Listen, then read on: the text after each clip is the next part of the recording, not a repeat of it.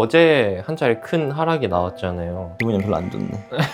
혹시 이유가 뭘까요? 찌라시 아닌 찌라시였는데 지니어스 법안에 대한 폐기설 찌라시가 장중에 돌았던 거, 그게 좀 영향이 있는 것 같고, 미장에 들어가 있던 사람들 확실히 방향성을 찍고 달리고 있는 모습이고, 코인은 아직 그런 게 없는 것 같아. 주식시장이랑 조금 코인 시장이 좀 다른 점은, 안녕하세요. 맞니? 네, 오늘은 물씬 가을 느낌이 나십니다. 가을이에요.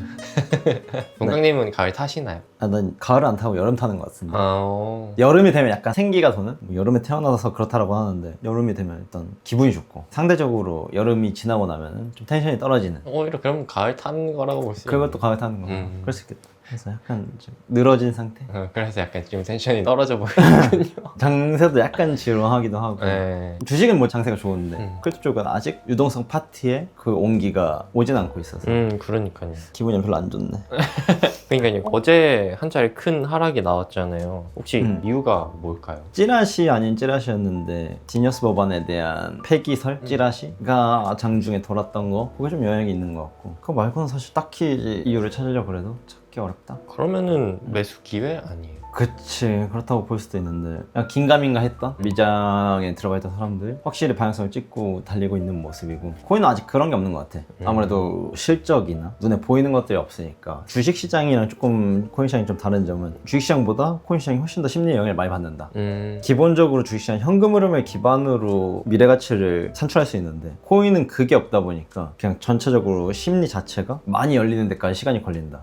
그래서 지금 금리가 내렸으면은 기업들이 자금 조달하기 쉬워지고 실적이 개선되고 뭐 이런 몇 가지의 메커니즘이 있잖아. 네. 그러다 보니까 조금 더 확실하게 명확하게 베팅할 수 있는 합리화 프로세스가 있는데, 코인은 그 유동성이 늘어나긴 하는데 과연 이게 들어올 수 있나? 이게 무슨 상관이지? 나는 그 몇 가지의 레이어가 주식시장보다 약하니까 아직까지는 뜨거워지지 않은, 다만 이제 심리 자체가 개화됐을 때는 주식시장보다 조금 더 불이 튈 수는 있지. 심리 자체가 이 시장에 되게 큰 역할을 하기 때문에, 그래서 좀 그 정도의 시간차가 존재하는 거 아닌가. 그리고 금리 인하한 지는 지금 뭐 일주일, 2주일밖에 안 됐잖아. 맞아요. 실제로 시장에서의 심리가 열리는 데까지는 아직 시간이 좀 더 필요하지 않나. 보통 금리 인하하고 나서 1년 뒤에 수익률을 과거 데이터로 추적해보면은 1년 뒤는 금리 인하는 그 시점보다 거의 100에 가깝게 오를 확률이 있고, 그게 이제 수익률 편차는 있지만 그 시점보다 1년 뒤에는 당연히 오른다. 근데 그게 3개월 단위로 쪼개보면은 뭐 3개월일 때는 뭐 30%, 6개월일 때는 뭐 70 몇 프로, 뭐 이런 식으로 약간의 시차가 있어. 그래서 그 시계열을 좀 인내하는 게 지금 시장에서 굉장히 중요한 시점인 것 같고. 확실히 그 방향성은 찍었더라도 가는 기간까지의 그 험난한 길이 늘 쉽지 않은 것 같아요. 그치, 지금은 이제 그런 시기인 것 같아. 그러니까 많은 사람들이 생각하는 장기 투자 혹은 이제 그 롱텀 포지션에 대한 길은 이럴 거라고 생각하지만, 사실 우리가 그 밈에도 있잖아. 맞아요. 목적지는 저긴데 이렇게 갔다가 이렇게 갔다가 이렇게 갔다가 이렇게 갔다가 이렇게 갔다가 네. 그 사이에 되게 고난이 있는 거지. 맞아요. 그래서 지금 그 고난 중에 어디가에 위치해 있는 거겠지. 그래서 평탄하지만은 않을 거라고 당연히 생각을 하고, 그래서 이 시간을 좀 잘 보내는 것에 대해서 우리가 좀 집중할 필요 있다. 근데 그 시간을 잘 보내는 것은 자기 포지션에 대한 믿음, 자기 포지션을 믿으려면은 그거에 대한 스터디를 계속 해줘야 돼. 근데 크립토는 이제 그게 홀딩하기가 되게 어려운 게 추상적인 개념이 되게 많고, 그러니까요. 뭔가 현금 흐름을 쫓을 수도 없고, 그러니까 이제 실질적으로 그 믿음을 유지하기 위한 메커니즘이 주식보다 상대적으로 좀 어렵다라고 생각이 좀 들고, 그래서 좀 그런 부분이 크립토 포지션에 대한 셀프 가스라이팅이 필요한 중요한 시기다.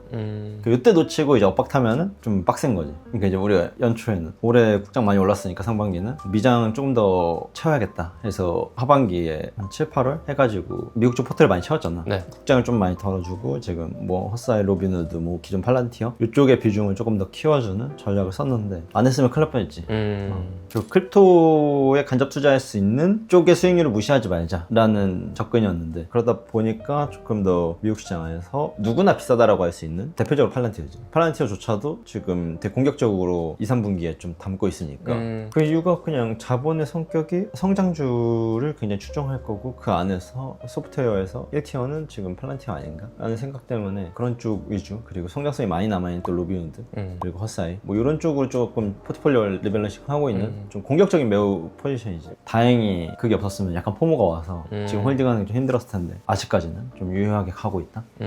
그러면은 요새는 뭐 아무것도 안 하기 버튼 누르시는 중인가요? 일부 국장 벌써 3,500 근처니까 네. 꺾일 거를 대비해서 일부 해치 포지션으로 2차전지를 약간 숏 비중을 올려주고 있는 장기 수익률 좀 깎아먹더라도 혹시 모르는 급락에 대비해서. 하긴 그 워렌 버핏도 BYD 비중 다 팔아서 이제 0이라고 하더라고요. 그래? 네. 그래서 2차전지 업황이 당연히 뭐 돌아서는 데까지 조금 더 시간이 걸릴 거라고 보고, 그 사이클이 오려면은 일단 로봇이 먼저 시장이 조금 더 개화되고 그때 이제 뭐 배터리 사이클 다시 온다거나 그때는 기대해 볼 수 있겠지만 아직은 좀 배터리 사이클이 다시 돌아오기에는 쉽진 않은 환경인 것 같아서 그래서 일부 해치 포지션으로 기존의 조선, 뭐 반도체, 필두로 뭐 장이 좀 빠진다라고 하면 2차전지도 같이 내려올 거기 때문에 해치 포지션으로 2차전지 섹터를 좀 잡아놓고 변동성에 대응할 준비가 지금 현재 시장에서 하고 있는 약간의 대응 정도일 것 같다.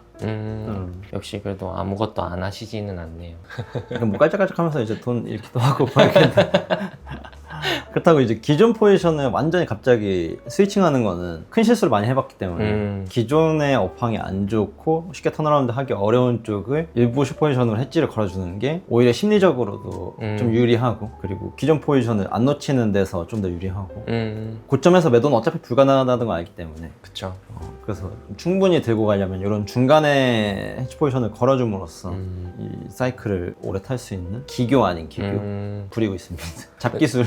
근데 그러면은 저희 같은 일반인 트레이더가 아닌 일반인 투자자들은 선물을 하지 않는 이상 숏 포지션으로 해지가 안 되잖아요. 그치. 그러면 어떤 방법으로 좀 해지를 하는 게 좋을까요? 일부 안전자산에 대한 포트폴리오 비중을 늘린다거나 그게 뭐 금이 될 수도 있고 경기 방어주가 될 수도 있고 뭐 혹은 배당주가 될 수도 있고 배당주 성격을 포트폴리오로 담고 그 기간 동안에 커버드콜을 팔면서 수익률을 올려주는 그런 상품들을 일부 포트폴리오에 추가할 수 있지. 빠질 때는 배당주 성격이기 때문에 사실 많이 빠지는 않고 그런 쪽의 포지션을 셋업하는 게, 내가 이제 숏 잡는 거는 따라하면 안 되고 그런 류의 상품으로 포지션을 약간 합성해 준다거나 이제 그런 전략이 시장 안에서는 뭐 지금 시점에서는 유효할 수 있다. 리스크를 좀 보완하면서 변동성에 대한 해지를 하고 싶다라고 하면은 그런 전략이 좀 유효하지 않나. ETF로 상장되어 있기도 하고. 알겠습니다. 그리고 그 우리나라 가장 큰 코인 행사인 KBW 다녀오셨잖아요. 어떠셨어요? 올해 초부터 이제 블록체인 행사들 좀 다니는데 어떤 분위기인지 좀 궁금하기도 하고, 어쨌든 제도 안으로 암호화폐 시장이 왔고 크립토 세상이 열렸습니다라는 걸 우리는 부정할 수 없는 지금 시점에 와 있는데, 이 온도와 여기 있는 사람들의 분위기 그리고 어떤 이야기 하는지 좀 전반적으로 궁금해서 이번 주 내내 다녀보고 있는데, 블랙록의 CEO인 이제 레리 핑크는 원래 기존의 크립토에 되게 부정적인 의견을 많이 내비쳤던 사람 중에 한 명인데 네. 결국 그가 확신에 차서 모든 자산은 토큰화 된다 라는 이야기를 했었잖아. 네. 그리고 그 기조에는 지금 주식이 토큰화되고 있는 과정, 이미 뭐 블랙핑크, BTS에 대한 토큰화 과정이 이루어지고 있고 그러니까 우리가 가치를 부여하고 많은 것들은 토큰화될 수 있다 라는 영역으로 지금 가고 있거든.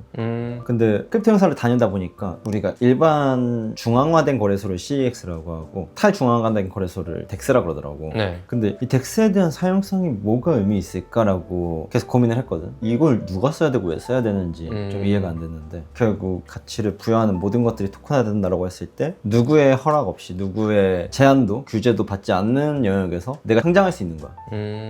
예를 들면은 동강이라는 사람이 그냥 나의 과거 매매 영상, 매매 일지를 필두로 해서 코인을 상장해. 그러면은 거기에서 동의되는 사람들은 그걸 사고 그거에 대한 일부 어드밴테이지를 좀 줄 수도 있고 화폐로서, 그럼으로써 자금을 융통하고 그걸로 또 다른 생산적인 활동을 하고 그러기 위해서 덱스라는 거래소가 존재하는구나 라는 거를 지금 시장을 다녀보면서 좀 이해하게 되고 있고 그래서 그 사이클이 몇 년이 될지 모르겠어. 5년에서 7년 뒤에 천천히 그런 시장이 열린다라고 하면 가장 큰 투자처는 NFT가 될 수도 있겠다.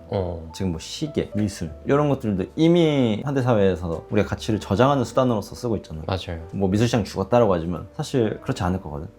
가장 되게 상단에 있는 플레이어들은 토큰화 자산시장이라는 개념과 맞물려서 더 높이 평가받을 거고 그 시장이 온다 그러면 시계, 미술 그리고 기존에 우리가 투자하는 많은 대체 자산들에 대해서 버블이 가격이 그 시점에 낄 수 있을 거고 굉장히 많이 쏠릴 것 같다라는 생각이 들고 있는 점. 좀 새로운 것들 이번 주 좀 많이 알게 되어 가고 있어서 확실히 갔을 때 새로운 관점으로 지평을 넓히는 거 이런 영역에서는 좀 도움이 많이 되고 있다. 재밌는 아이디어네. 그래서 되게 재미있는 시장이 올 텐데 이게 몇 년이 걸릴지 모르겠어. 다만 오고 있는 거는 맞다. 알겠습니다. 오늘도 감사합니다.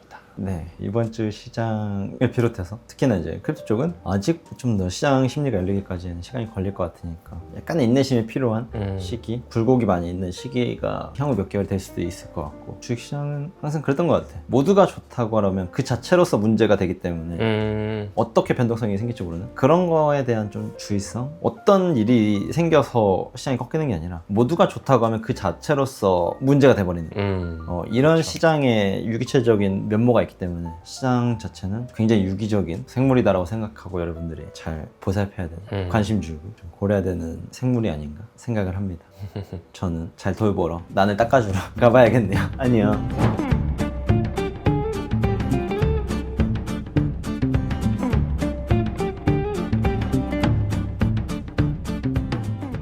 이름이 머니크루즈예요. 머니크루즈 뜻이 뭐예요? 이제 크루들을 모아갖고 그 큰 배에서 파도 타고 막 목적지를 향해 가는 거잖아. 목적지는 하나야. 돈. 돈. 어쨌거나 버는 거. 어떠한 가치도 없다. 돈 버는 거. 저는 방향성을 설정하고 같이 이 배가 침몰되지 않게 잘 관리하는, 바람을 좀 느끼고 물고기 많으면은 중간에 우리 좀 어망덤 좀 펼쳐보고 그런 과정들을 상상해 보니까 좀 머니크루즈라는 말이 잘 어울리는 것 같아서, 그래서 데일리픽 예를 들면은 지금 현대중공업이 뭐 한 10몇 프로 오르고 있는데 이거에 관한 뉴스가 뭐였는지, 내일 이 주식이 어떤 리스크를 갖고 있을지, 뭐 시나리오라든가 음성이나 혹은 짧은 텍스트로 공유해주는, 유튜브에서는 못하니까 제가 어쨌든 밥 먹고 하는 게 이거니까 어떻게 바라보고 있는지, 그리고 그 중에서 좀 집중하고 있는 것, 그 우선순위를 따지는 것들 중에서 뭘 중요하게 생각하는지 그걸 같이 보는 중간 코너가 될 것 같아요. 제가 어떤 주식을 들고 있는지 그 포지션을 같이 월간 단위로 공유하면서 편입 편출 당연히 있을 거고 그 안에서 비중 조절도 당연히 있을 거고, 처음 타시는 분들은 약간 항해가 거칠 수 있으나 재밌을 수는 있다. 원래 이제 배가 흔들리고 이제 막 이렇게 거칠 수는 있어요. 근데 이제 그 과정을 좋아하실 만한 분들이 충분히 있을 것 같고, 거친 컨텐츠의 맛, 좀 더 날 것 그대로의 통깡, 강민우 이제 보시고 싶은 분들은 아마 오늘 이 배에 타면은 경험하지 않을까 개인적으로 생각하고 있습니다. 네, 그러면 저는 배 안에서 만나도록 하겠습니다.